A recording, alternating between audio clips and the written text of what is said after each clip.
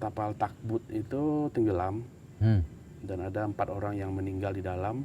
Menyelam 2 kali penyelamannya itu udah bagus melalui beberapa tahap 1, 2, 3 baru kita ke permukaan, dan itu punya waktunya sendiri-sendiri juga. Di kedalaman 30 feet kita berhenti berapa lama waktunya.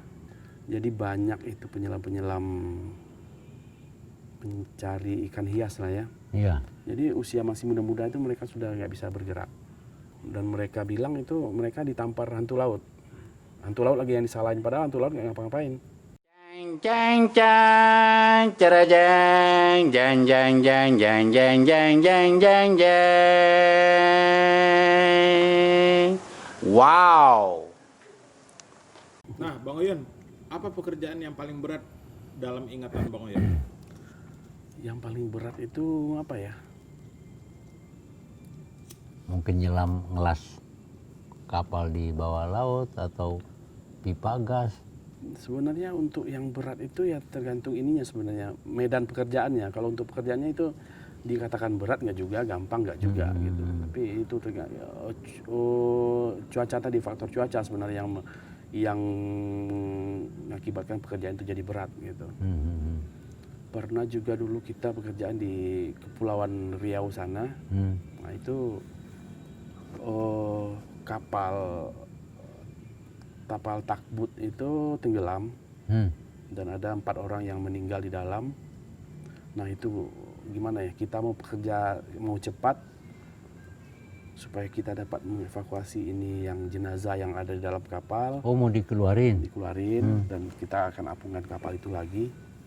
Sementara kita gimana juga perasaan orang yang di rumah si jenazah ini ya, entah itu suami bapaknya apa segala macamnya kan, itu harus mereka menunggu jenazahnya kapan mau diangkat ini. Kita mau buru-buru juga nanti kita malah yang nggak selamat. Iya.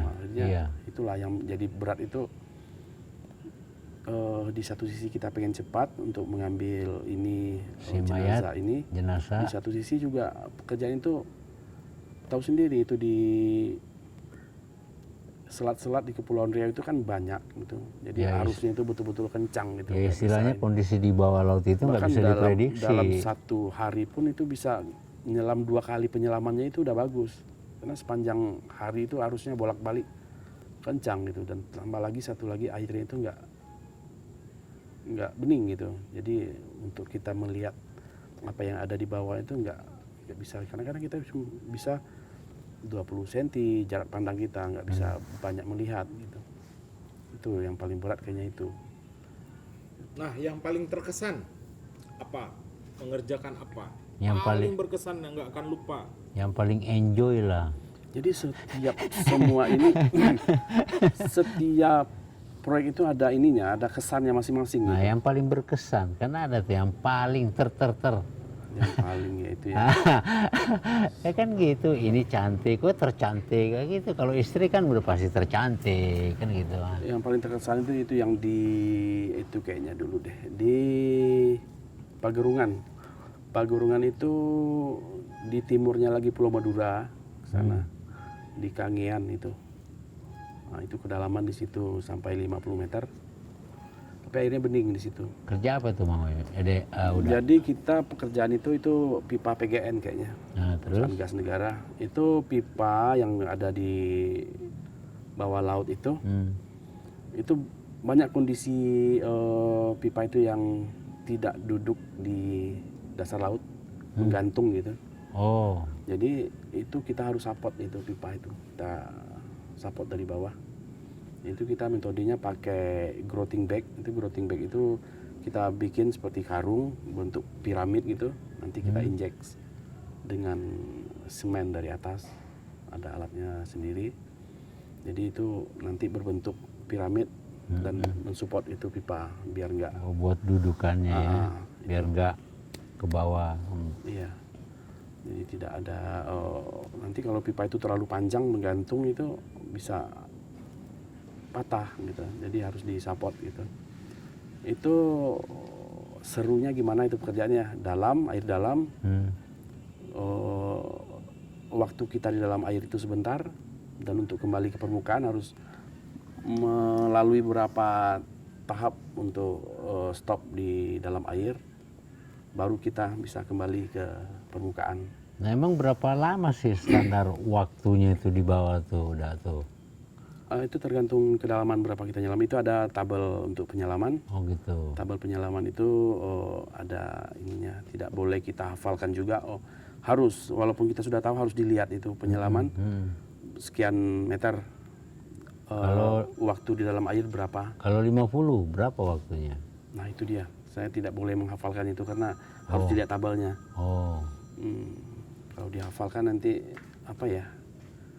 Terjadi kesalahan itu nggak bisa ditolerir lagi itu kesalahan karena harus dilihat itu tabelnya. Iya. Jadi kalau waktu sudah habis Segera naik. dengan segera naik, tinggalkan pekerjaan melalui beberapa tahap 1, 2, 3 baru kita ke permukaan, dan itu punya waktunya sendiri-sendiri juga. Di kedalaman 30 feet kita berhenti, berapa lama waktunya naik ke 20, berapa lama waktunya naik ke 10, berapa waktunya baru enggak serta-merta dari 50 juz. nggak bisa seperti itu.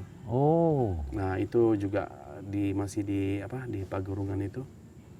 Jadi banyak itu penyelam pencari ikan hias lah ya. Iya. Jadi usia masih muda-muda itu mereka sudah nggak bisa bergerak. Apa penyebabnya itu?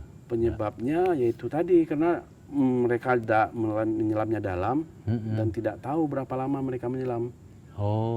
Dan mereka juga tidak tahu berapa waktu mereka di permukaan udara bebas seperti ini, satu atmosfer ini, untuk kembali menyelam. Nah, mereka bisa melakukan 2 kali sehari menyelam dalam keadaan dalam seperti itu. Sementara itu untuk kita di udara di survei interval ini harus 24 jam baru bisa menyelam lagi. Oh gitu. Seperti itu. Jadi kalau melakukan itu nanti nitrogen yang masuk ke dalam darah kita itu tidak keluar. Itu yang menyebabkan nanti adanya kelumpuhan. Stroke, lumpuh. Dan mereka bilang itu mereka ditampar hantu laut. Hantu laut lagi yang disalahin, padahal hantu laut nggak ngapa-ngapain. Padahal itu kesalahan. Cuma modal keberanian, tapi standar-standarnya itu teknik-tekniknya dia nggak tahu. Tidak tahu. Bukan nggak menguasai, kalau nggak menguasai berarti dia ada dasar. Memang nggak tahu sama sekali. Itu bukan sembarangan menyelam, sahabat Pade ya. Lu harus belajar dulu, jangan punya keberanian doang, langsung nyebrut dulu tuh. Lama-lama lu lumpuh ya, udah ya. Iya, apalagi Mas Hakim nih. Nah, Matoyon, kan orang yang bekerja di bidang Matoyon ini nggak banyak di Indonesia. Kalau misalnya saya ingin belajar seperti Matoyon ini, kemana saya harus belajar? Aduh, itu dia. Ya mungkin udah ada tahu lah sekolahnya, kayak di Condet tadi itu apa itu? Balai latihan kerja itu yang di Condet itu untuk untuk ngelas ataupun pemotongan itu bisa bekerja di situ. Kalau untuk ke offshore gitu, sertifikatnya yang harus yang.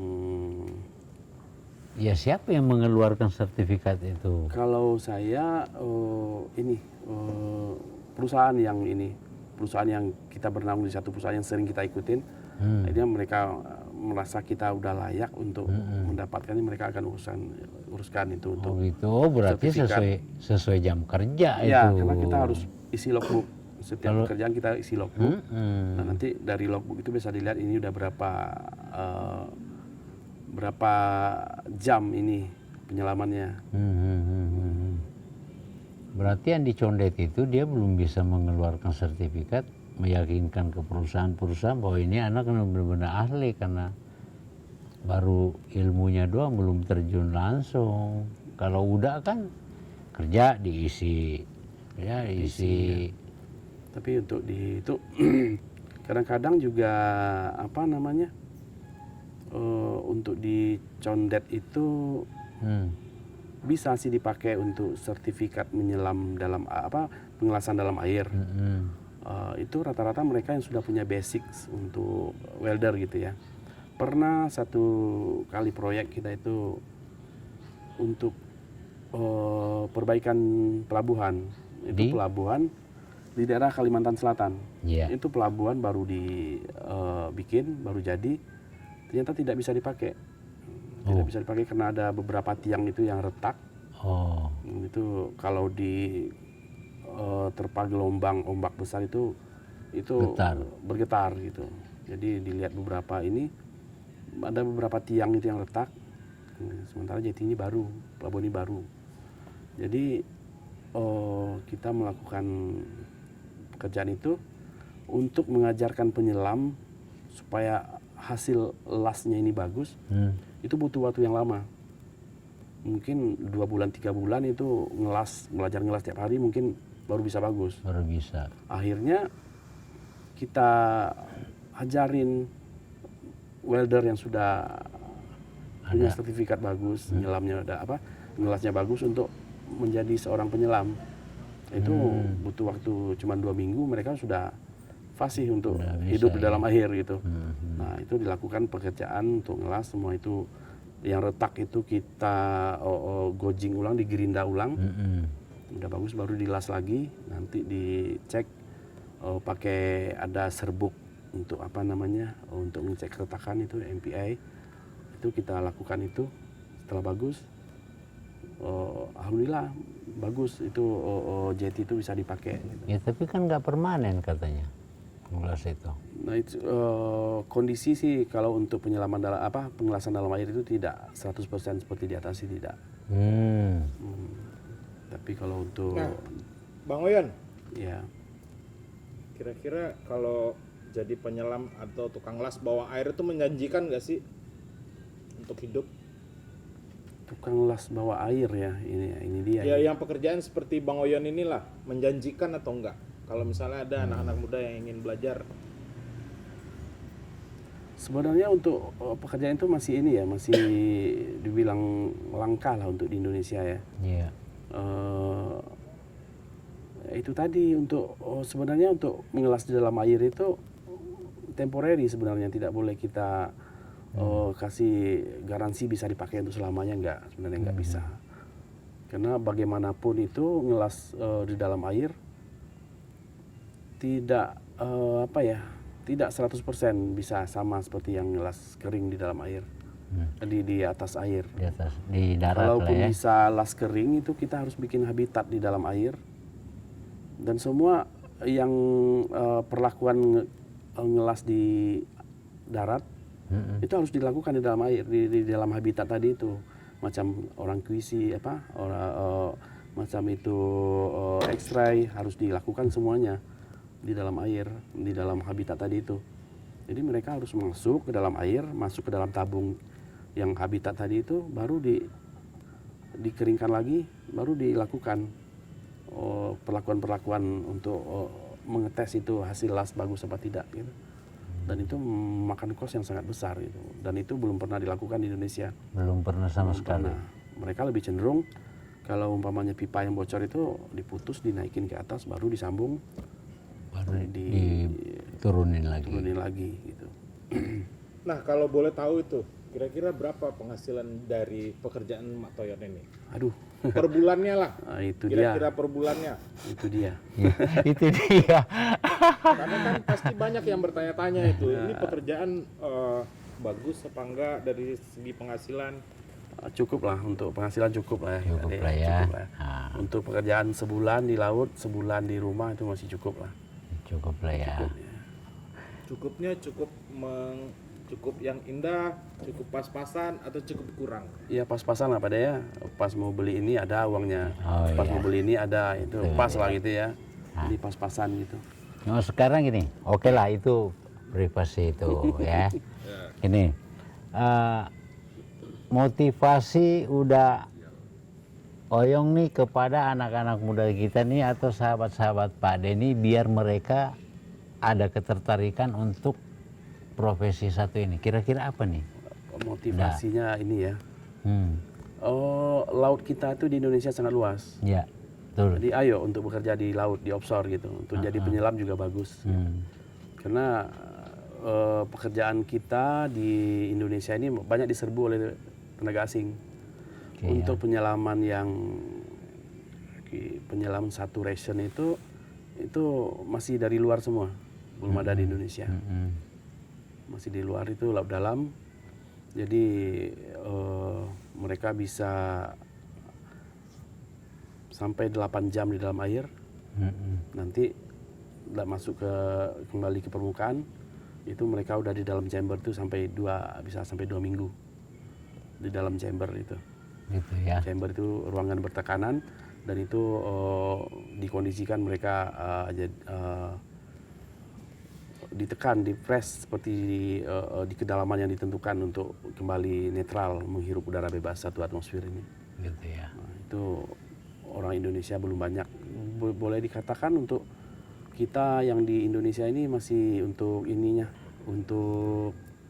asis mereka lah gitu, untuk pelayan mereka gitu, untuk melakukan pekerjaannya belum ini orang Indonesia. Itu banyak belum masih dari terlalu luar banyak semua. lah ya. Iya. Oke, sahabat dan saudara Pade, itulah tadi bincang-bincang kita. Mungkin insya Allah ada manfaatnya. Apa yang belum kita tahu selama ini tentang pengelasan di bawah laut, sedikitnya kita jadi tahu. Jadi ada lagi satu lagi nih. Nah, udah nih. Silakan. Jadi Nina. untuk instansi terkait kayaknya Ya. untuk mengasih penyuluhan kepada masyarakat pesisir pantai yang mereka menggantungkan hidupnya dari mencari ikan hias atau mencari penyelam-penyelam inilah, alam lah gitu, harus dikasih penyuluhan Ya, biar mereka pelatihan, mengetahui ya. bagaimana ilmu penyelaman yang sebenarnya. Jadi tidak ada nanti di usia mereka yang masih produktif itu sudah tidak bisa berbuat apa-apa lagi karena kelumpuhan yang mereka dapatkan dari pekerjaan menyelam yang tidak tahu aturannya. Jadi dikasih penyuluhan, mereka mengerti dengan apa ilmu penyelaman, jadi mereka bisa bekerja produktif lebih lama gitu. Gitu ya. Udah itu aja. Iya. Oh. Oke, Bapak, instansi yang terkait mengenai laut nih, pelatihan penyelaman, mudah-mudahan Bapak dengar ya. Negara kita ini kepulauannya banyak, airnya banyak, tolong dibantulah yang di pesisir apa yang udah Oyong bilang ya. Terima kasih sebelumnya. Oke, sahabat dan saudara Pade, itulah tadi bincang-bincang kita dengan Uda Oyong mengenai pengelasan di bawah laut ya.